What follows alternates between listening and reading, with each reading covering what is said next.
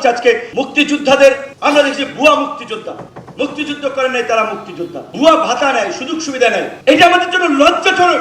আজকে এই জুলাই যোদ্ধা নামে, নামে আপনার জুলাইয়ের আন্দোলনে ছিল না, পত্রপত্রিকা তো দেখলাম এই আপনার ছিনতাই করতে গিয়ে মারা গেছে, তার নাম এই তালিকায়, কিংবা এই আন্দোলন সংগ্রামে ছিলেন না, তার নাম এই তালিকায় আছে।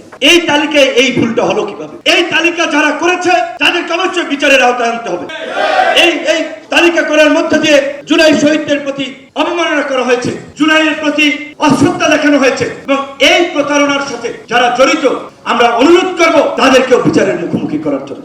যেই আবু সাঈদের মৃত্যুকে কেন্দ্র করে এই ছাত্র আন্দোলনের দাবানল সারা বাংলাদেশে ছড়িয়ে গেল, একটা রেজিমের পতন হয়ে গেল, সেই আবু সাঈদের পরিবার এখন পর্যন্ত এই আক্ষেপের কথা বলে, এই অভ্যুত্থান পরবর্তী সরকার এবং অভ্যুত্থানের নেতা, আমরাও নেতা ছিলাম কিন্তু আমরা তো সরকারে নাই, দায়িত্ব সরকারের, কেন আজকে তাদের কণ্ঠে এই আক্ষেপ থাকবে? তো হাসিনার পতন এইভাবে লেখা ছিল যে যেই ছাত্রদের সাথে প্রতারণা করেছে, তরুণদের সাথে প্রতারণা করেছে, তাদের আন্দোলনে তার পতন হবে, এবং তাই হয়েছে। 2018 সালে আপনারা দেখেছেন 10 এপ্রিল মতিয়া চৌধুরী শিক্ষার্থীদেরকে রাজাকারের বাচ্চা বলে ক্ষুব্ধ করেছিল সংসদে। ঠিক একই ভাবে দেখেন আল্লাহর কি নির্মম পতনের এই হাসিনার জন্য লিখে দেওয়া ইতিহাস, যে আপনার এই 2024 সালেও এই 14 জুলাই যখন শেখ হাসিনা শিক্ষার্থীদেরকে রাজাকারের বাচ্চা বলে আবারও তিরস্কার করলেন, আবারও অপমানিত করলেন, সেই প্রতিবাদের লেলিহান শিখাই সারা বাংলাদেশে ছড়িয়ে গেছে। এবং এই যে আবু সাঈদের আজকে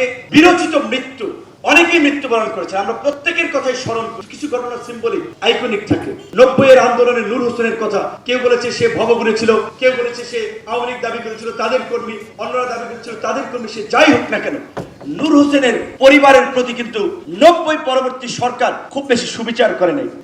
নূর হোসেন চত্বরে ফুল দিতে যায়, নূর হোসেনদের খোঁজ কিন্তু কেউ এইভাবে নেয় নাই। তো আজকে আমি সময় টিভিতে আবু সাঈদের বাবার একটা ইন্টারভিউ কমেন্ট শুনেছি, কবেকার ডেটটা দেখি, সময় টিভির পেজে দেখি, বলেছে তারা ওইভাবে রাষ্ট্রীয় সহযোগিতা পায় নাই।